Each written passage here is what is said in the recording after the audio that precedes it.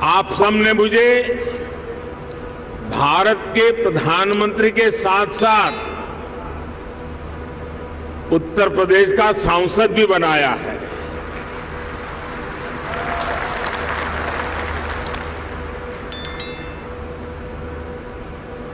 उत्तर प्रदेश के प्रति मेरा एक विशेष स्नेह है और यूपी के लोगों के प्रति मेरी एक विशेष जिम्मेदारी भी है। मैं आज उस दायित्व को भी निभाने के लिए आज इस समिट का हिस्सा बना हूं और इसलिए मैं देश विदेश से यूपी आने वाले आप सभी इन्वेस्टर्स का अभिनंदन करता हूं, स्वागत करता हूं। साथियों, उत्तर प्रदेश की धरती अपने सांस्कृतिक वैभव, गौरवशाली इतिहास और समृद्ध विरासत के लिए जानी जाती है। इतना सामर्थ्य होने के बावजूद यूपी के साथ कुछ बातें जुड़ गई थी। लोग कहते थे यूपी का विकास होना मुश्किल है।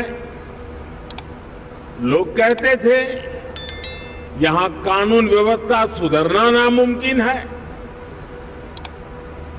यूपी बीमारू राज्य कहलाता था। यहां आए दिन हजारों करोड़ के घोटाले होते थे। हर कोई यूपी से अपनी उम्मीदें छोड़ चुका था,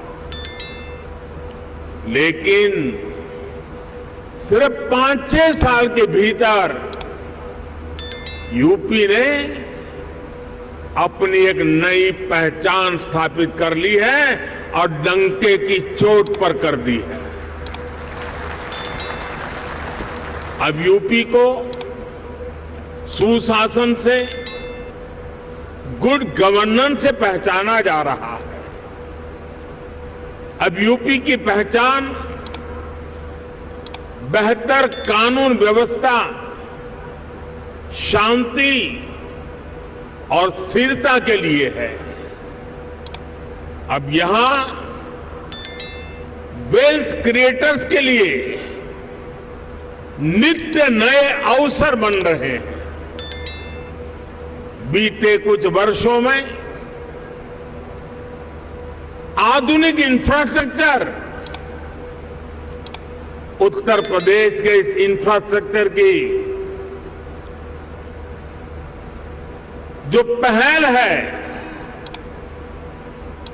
उसके परिणाम नजर आ रहे हैं। बिजली से लेकर कनेक्टिविटी तक हर क्षेत्र में सुधार आया है। बहुत जल्द यूपी देश के उस इकलौते राज्य के तौर पर भी जाना जाएगा जहां 5 इंटरनेशनल एयरपोर्ट है।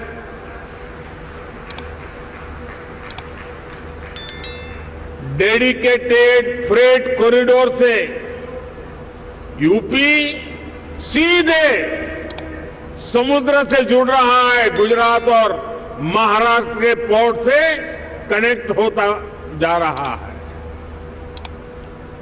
इंफ्रास्ट्रक्चर के साथ साथ यूपी में सरकारी सोच और अप्रोच में ईज ऑफ डूइंग बिजनेस के लिए सार्थक बदलाव आया है। साथियों, आज यूपी एक आशा, एक उम्मीद बन चुका है। भारत अगर आज दुनिया के लिए ब्राइट स्पॉट है तो यूपी भारत के ग्रोथ को ड्राइव करने वाला एक अहम नेतृत्व दे रहा है। साथियों, आप सभी इंडस्ट्री के दिग्गज यहां हैं। आप में से अधिकतर को एक लंबा अनुभव भी है। दुनिया की वर्तमान स्थिति भी आप सभी से छुपी नहीं है। आप भारत की इकोनॉमी के आज के सामर्थ्य और यहां के मैक्रो और माइक्रो इकोनॉमिक फंडामेंटल्स को भी बहुत बारीकी से देख रहे हैं। आखिर पैंडेमिक और वॉर के शॉक के बाहर निकलकर भारत फास्टेस्ट ग्रोइंग इकोनॉमी कैसे बना है। आज दुनिया की हर क्रेडिबल वॉइस ये मानती है कि भारत की अर्थव्यवस्था ऐसे ही तेजी से आगे बढ़ती रहेगी। आखिर ऐसा क्या हुआ कि वैश्विक संकट के इस दौर में भारत ने न सिर्फ रेजिलियंस दिखाया बल्कि रिकवरी भी उतनी ही तेजी से की। साथियों, इसके पीछे सबसे बड़ा कारण है भारतीयों का खुद पर बढ़ता भरोसा, खुद पर आत्मविश्वास। आज भारत के यूथ की सोच में, भारत के समाज की सोच और एस्पिरेशंस में एक बड़ा बदलाव देखने को मिल रहा है। आज भारत का हर नागरिक ज्यादा से ज्यादा विकास होते देखना चाहता है। वो अब भारत को जल्द से जल्द विकसित होते देखना चाहता है। भारत के समाज की एस्पिरेशंस आज सरकारों को भी पुश कर रही है और यही एस्पिरेशंस विकास के कार्यों में भी गति ला रही है। और साथियों, मत भूलिए कि आज आप जिस राज्य में बैठे हैं उसकी आबादी करीब करीब 25 करोड़ है।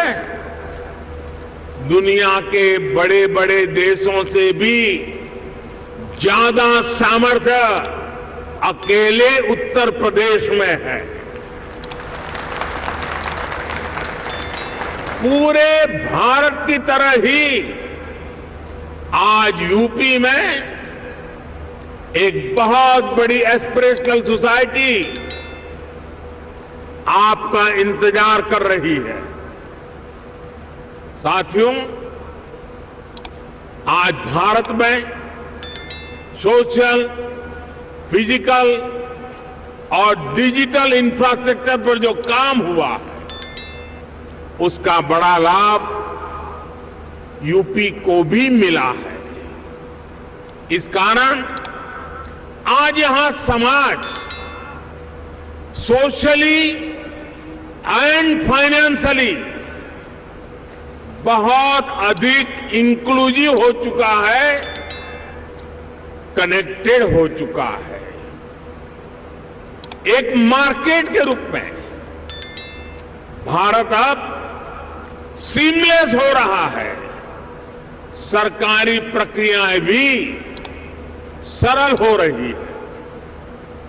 मैं अक्सर कहता हूं कि आज भारत आउट ऑफ कंपल्सन नहीं, बल्कि आउट ऑफ कन्विक्शन रिफॉर्म करता है। यही कारण है कि भारत 40,000 से अधिक कंप्लायंसेस को खत्म कर चुका है, दर्जनों पुराने कानूनों को खत्म कर चुका है। साथियों, आज भारत सही मायने में स्पीड और स्केल के रास्ते पर चल पड़ा है। एक बहुत बड़े वर्ग की बेसिक जरूरतों को हमने पूरा कर लिया है, इसलिए वो एक लेवल ऊपर की सोचने लगा है, आगे की सोचने लगा है। यही भारत पर भरोसे का सबसे बड़ा कारण है। साथियों, कुछ दिन पहले भारत सरकार का जो बजट आया है, उसमें भी आपको यही कमिटमेंट साफ साफ दिखेगा। इंफ्रास्ट्रक्चर पर रिकॉर्ड खर्च आज सरकार कर रही है और हर वर्ष इसको हम बढ़ा रहे हैं। इसलिए आज आपके लिए इंफ्रास्ट्रक्चर में इन्वेस्टमेंट के नए मौके बन रहे हैं। आज आपके लिए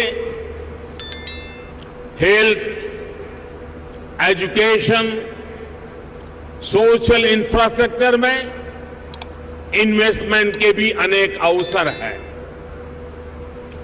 ग्रीन ग्रोथ के जिस रास्ते पर भारत चल पड़ा है, उसमें तो मैं आपको विशेष रूप से आमंत्रित करता हूं। इस वर्ष के बजट में 35,000 करोड़ रुपए तो हमने सिर्फ एनर्जी ट्रांजिशन के लिए रखे हैं। ये दिखाता है कि हमारा इरादा क्या है। मिशन ग्रीन हाइड्रोजन हमारे इसी इरादे को बुलंद करता है।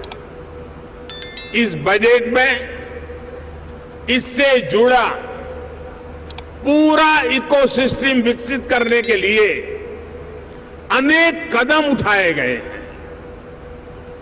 इलेक्ट्रिक मोबिलिटी की ट्रांसफॉर्मेशन के लिए एक नई सप्लाई और वैल्यू चेन हम विकसित कर रहे हैं।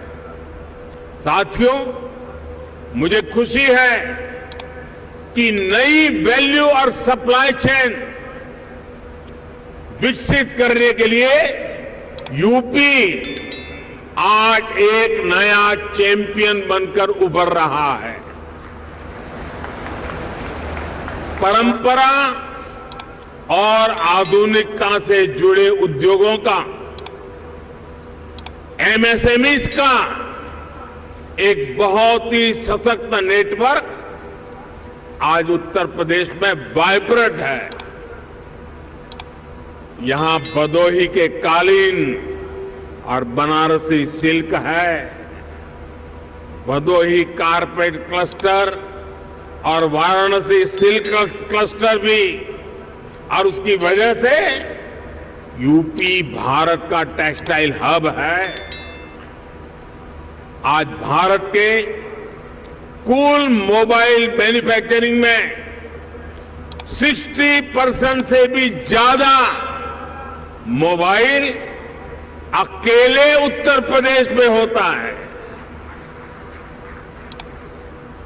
मोबाइल कंपोनेंट की सबसे ज्यादा मैन्युफैक्चरिंग भी यूपी में ही होती है।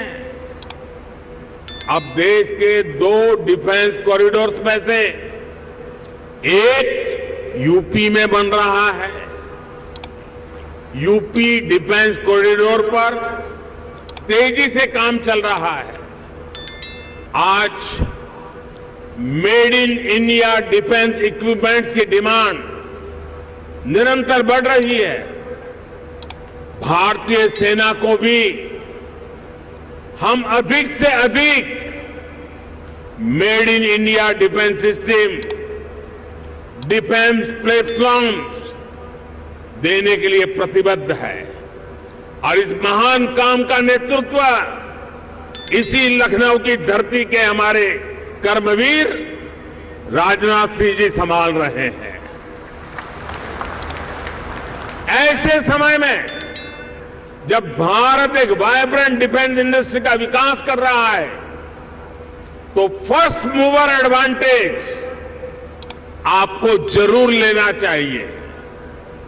साथियों, उत्तर प्रदेश में तो डेयरी, फिशरीज, एग्रीकल्चर और फूड प्रोसेसिंग सेक्टर में अनेक संभावनाएं हैं। फल और सब्जियों को लेकर उत्तर प्रदेश में बहुत डाइवर्सिटी है। एक ऐसा सेक्टर है जिसमें अभी भी प्राइवेट सेक्टर की हिस्सेदारी बहुत सीमित है।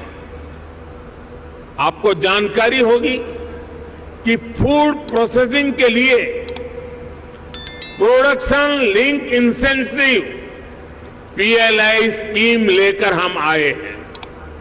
इसका लाभ आपको जरूर उठाना चाहिए। साथियों, आज सरकार का ये प्रयास है कि इनपुट से लेकर पोस्ट हार्वेस्ट मैनेजमेंट तक एक आधुनिक व्यवस्था किसानों के लिए बने।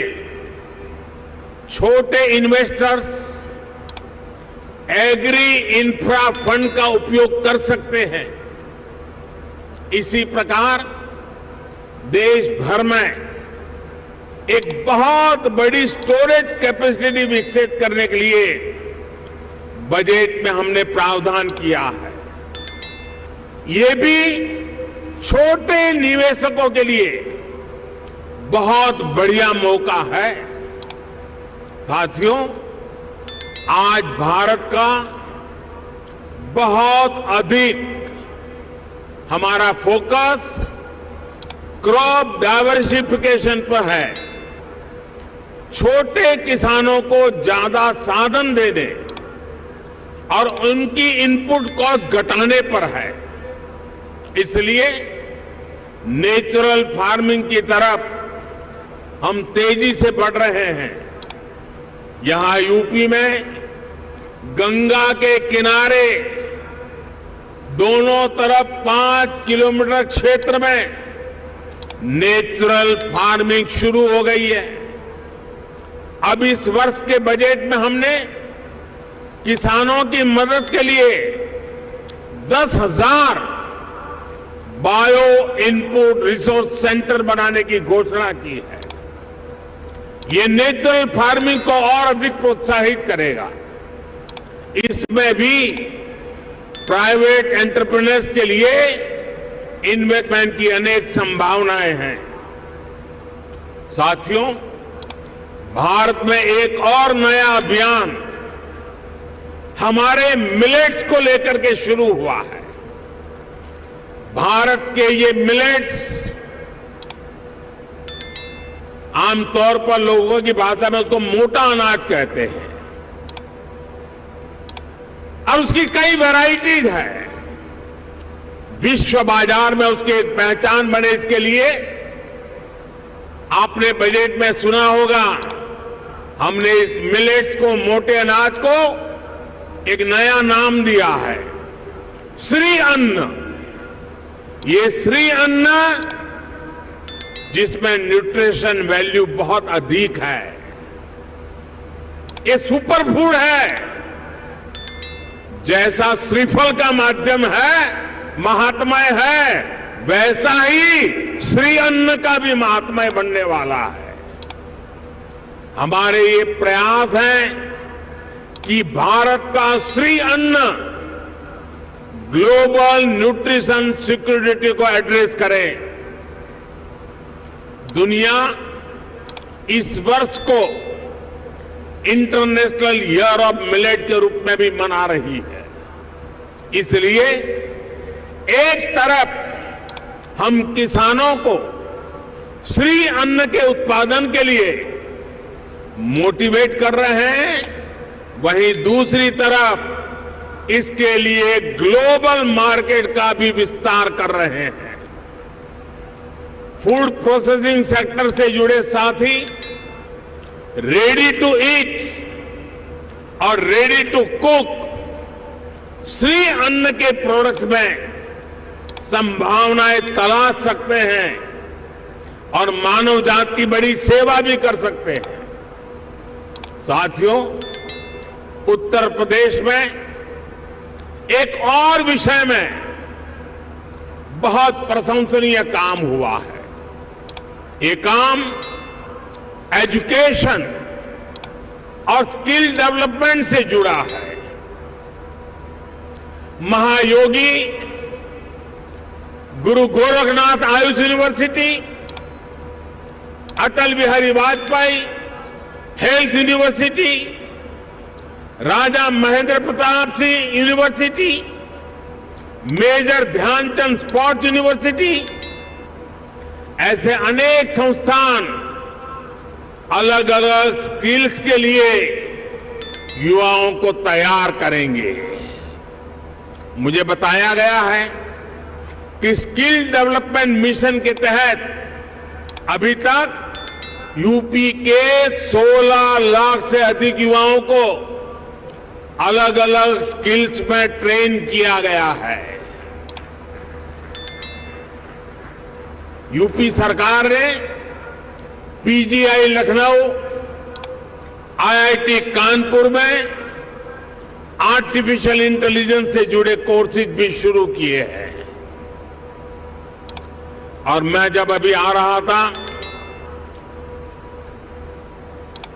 तो शिक्षा का जिनकी जिम्मे होती है, हमारी गवर्नर साहिबान चांसलर के रूप में वो काम देखती हैं, उन्होंने मुझे बताया कि उत्तर प्रदेश के लिए बड़े गर्व की बात है कि नेक एक्रेडिटेशन में इस बार उत्तर प्रदेश की 4 यूनिवर्सिटीज ने हिंदुस्तान को अपना लोहा मनवा दिया है। मैं शिक्षा जगत से जुड़े लोगों को और चांसलर मैडम को हृदय से अभिनंदन करता हूं। देश के स्टार्टअप रिवॉल्यूशन में भी यूपी की भूमिका लगातार बढ़ रही है। आने वाले कुछ वर्षों में 100 इंक्यूबेटर्स और 3 state of the art centres को स्थापित करने का लक्ष्य यूपी सरकार ने रखा है। यानी यहां आने वाले इन्वेस्टर्स को टैलेंटेड और स्किल युवाओं का एक बहुत बड़ा पूल भी मिलने जा रहा है। साथियों, एक तरफ डबल इंजन सरकार का इरादा और दूसरी तरफ संभावनाओं से भरा उत्तर प्रदेश, इससे बेहतर पार्टनरशिप हो ही नहीं सकती। ये जो समय है इसको हमें गंवाना नहीं चाहिए। भारत की समृद्धि में दुनिया की समृद्धि निहित है। भारत के उज्जवल भविष्य में दुनिया के उज्जवल भविष्य की गारंटी पड़ी है। समृद्धि की इस यात्रा में आप सबकी भागीदारी बहुत ही महत्वपूर्ण है।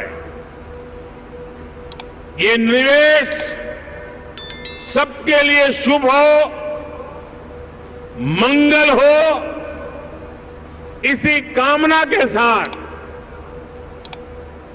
इन्वेस्टमेंट के लिए आगे आए हुए देश और दुनिया के सभी इन्वेस्टर्स को मैं अनेक अनेक शुभकामनाएं देता हूं और उत्तर प्रदेश के एमपी के नाते मैं आपको भरोसा देता हूं कि उत्तर प्रदेश की आज की सरकार, उत्तर प्रदेश की आज की ब्यूरोक्रेसी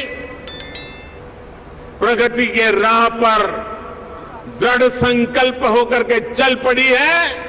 वो आपके सपनों को साकार करने के लिए, आपके संकल्पों को सिद्ध करने के लिए पूरे सामर्थ्य के साथ अग्रदूत बन करके आपके साथ खड़ी है।